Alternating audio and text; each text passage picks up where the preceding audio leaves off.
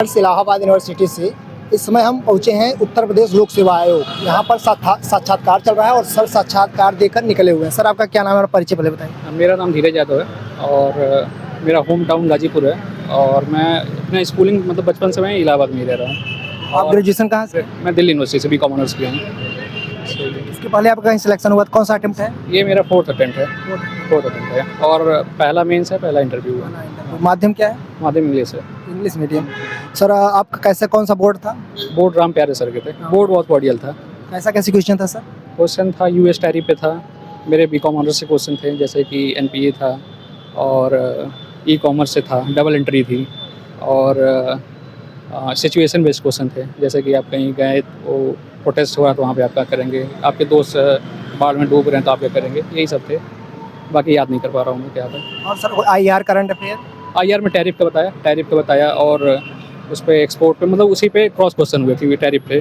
जो हॉबी से कोई क्वेश्चन नहीं था, कोई क्वेश्चन। Situational based? सिचुएशन को ही बताया आपको ना, जो प्रोटेस्ट हो रहा है, प्रोटेस्ट के बारे में किए थे।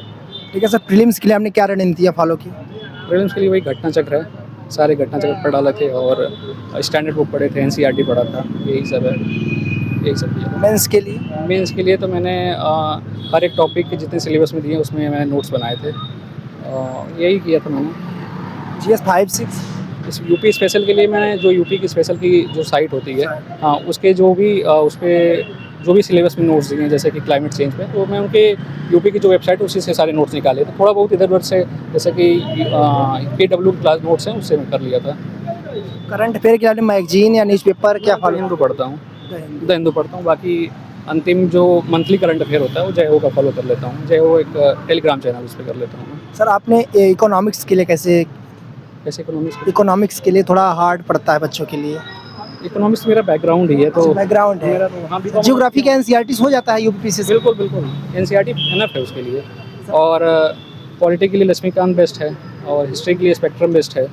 और आंसर राइटिंग के लिए आपने क्या फॉलो किया? आंसर राइटिंग के लिए तो मैं मेक IAS ज्वाइन किया था, टेस्ट सीरीज किया था, तो मैंने अराउंड 50-60 टेस्ट सीरीज लिखे थे, ये किया था। बाकी लिखने की हैबिट पहले से तो कोई दिक्कत नहीं थी, मतलब AI जेमिनी का प्रयोग किए थे? चैट जीपीटी का मैंने यूज़ किया था और भर के यूज़ किया था। पूरे मैक्सिमम नोट्स मेरे उसी से बने थे। सर आप AI और चैट जीपीटी के लिए आने वाले लोगों के लिए क्या कहना, क्योंकि आजकल AI है, अगर जो AI के साथ नहीं चला वो पीछे हो सकता है। बिल्कुल स्मार्ट स्टडी करना जरूरी है। बिल्कुल इस समय आप अगर चैट जीपीटी नहीं यूज़ कर रहे हैं, AI यूज़ नहीं कर रहे, तो आप पीछे हो जाएंगे। तो सर आपको समय देने के लिए बहुत धन्यवाद। मैं आपको बधाई देता हूँ कि आपका सिलेक्शन हो जाए और आप एक अच्छे अधिकारी बने, लोगों की समस्याओं को बहुत बधाई। नंबर